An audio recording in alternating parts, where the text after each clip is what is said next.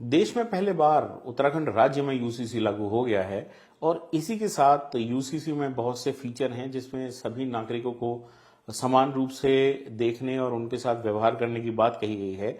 लेकिन उत्तराखंड के यूसीसी का सबसे जो खास बात है, जो खास फीचर है, वो है लिव इन रिलेशनशिप। जो कंसेप्ट पिछले कुछ सालों में बहुत चला है, जहाँ बिना विवाह किए कपल साथ में रहते हैं और इसको लेके बहुत सी बात कई बार ये भी आई है कि इसका बाद में जब रिलेशनशिप टूट जाती है तब कोर्ट कचहरी में दोनों में से कोई एक पार्टनर चले जाते हैं। तो इन सबको लीगलाइज करने के लिए, यूं कहें कि इसको एक लीगल कवर पहनाने के लिए यूसीसी में प्रावधान किया गया है। और उत्तराखंड में जो जानकारी है, अभी तक 3 ऐसे जोड़ों ने यूसीसी में लिव इन रिलेशनशिप के लिए आवेदन किया है कि जिनको बकायदा यूसीसी की वेबसाइट पर रजिस्टर्ड होना होगा, जिनमें से एक कपल को, एक जोड़े को अभी तक परमिशन मिल चुकी है। और जो जानकारी हमारे पास है उसके हिसाब से तीनों जोड़े एक ही धर्म के हैं। तो उनमें से मैं आपको दिखाता हूं कि वो प्रक्रिया किस तरीके से होती है। और मैं अपने साथी से कहूंगा वो थोड़ा सा इस स्क्रीन की ओर दिखाएं। ये स्क्रीन जो है, दरअसल ये यूसीसी की पोर्टल है जिसमें सबसे पहले रजिस्टर कराना होता है। मैंने इसमें अपना रजिस्ट्रेशन करा रखा है, तो ये इस तरीके से रजिस्ट्रेशन करा रखा है। अब ये बोलता है सर्विसेज आप क्या लेना चाहते हैं।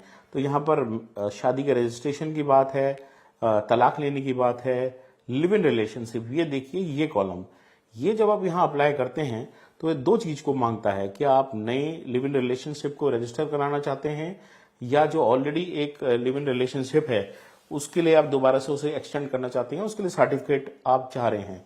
तो जब आप यहाँ से अप्लाई करेंगे तो इसमें पहला कॉलम ही ये आता है कि रजिस्ट्रेशन की डिटेल है।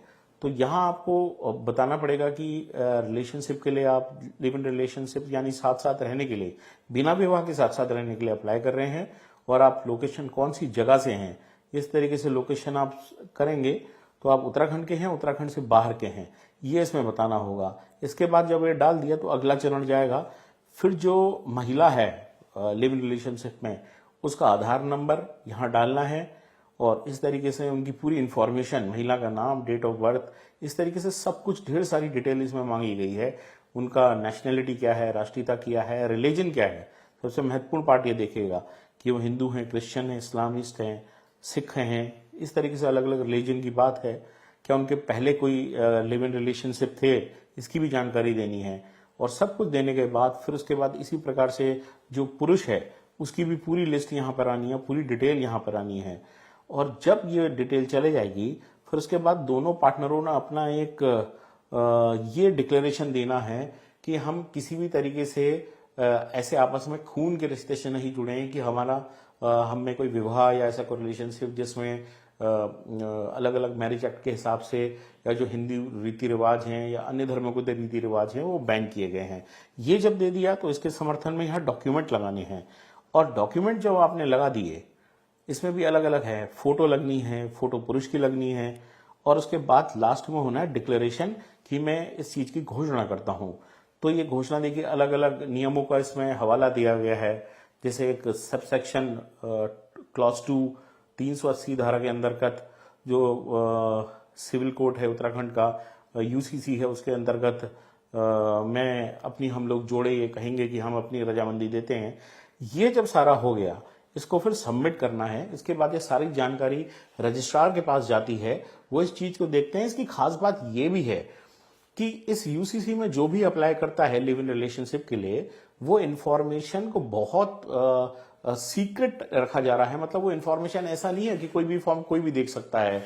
ये इंस्क्रिप्टेड इन्फॉर्मेशन रहेगी जिसको सिर्फ रजिस्ट्रार को हक होगा कि वो चाहे तो ये वेरीफाई करने के लिए देख सकते हैं। इसके अलावा कोई भी इसको नहीं देख सकता। तो गोपनीयता का पूरा ख्याल रखा गया है और यूसीसी के ड्राफ्ट में ही इस बात का मेंशन है, ये वादा किया गया है कि जो लोग लिव इन रिलेशनशिप में आएंगे उनकी पूरी आइडेंटिटी को इस प्रकार से गुप्त रखा जाएगा।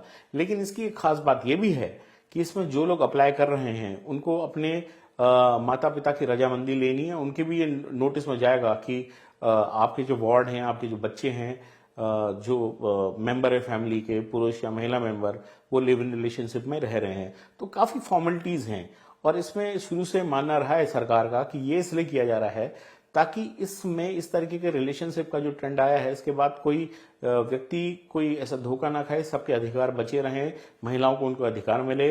अगर कुछ ऐसे रिलेशनशिप से अगर कोई बच्चा हो जाता है तो उसके भी अधिकार बचे रहें। तो ये सारी कवायद का हिस्सा है। फिलहाल जो जानकारी है ऐसी 3 एप्लीकेशन आई है, एक को मंजूरी मिल गई और हो सकता है, क्योंकि जिस तरीके से प्रोसेस बहुत आसान नहीं है, बहुत लंबी प्रोसेस है, तो इस प्रोसेस को करने के बाद हो सकता है कई लोग अभी भी संशय में हों। जैसे हमने भी कुछ लोगों से बात करी थी तो बहुत खुल के उनका कहना था कि इस तरीके से प्राइवेसी, इसमें कहीं ना कहीं डेटा तो शेयर हो ही रहा है, तो इस चीज़ से लोग बचना चाहते हैं। तो ये देखना होगा कि आगे किस तरीके से ये आने वाले दिनों में कितने लोग और यूसीसी में लिव इन रिलेशनशिप को, रजिस्ट्रेशन को लेके दिलचस्पी दिखाते हैं।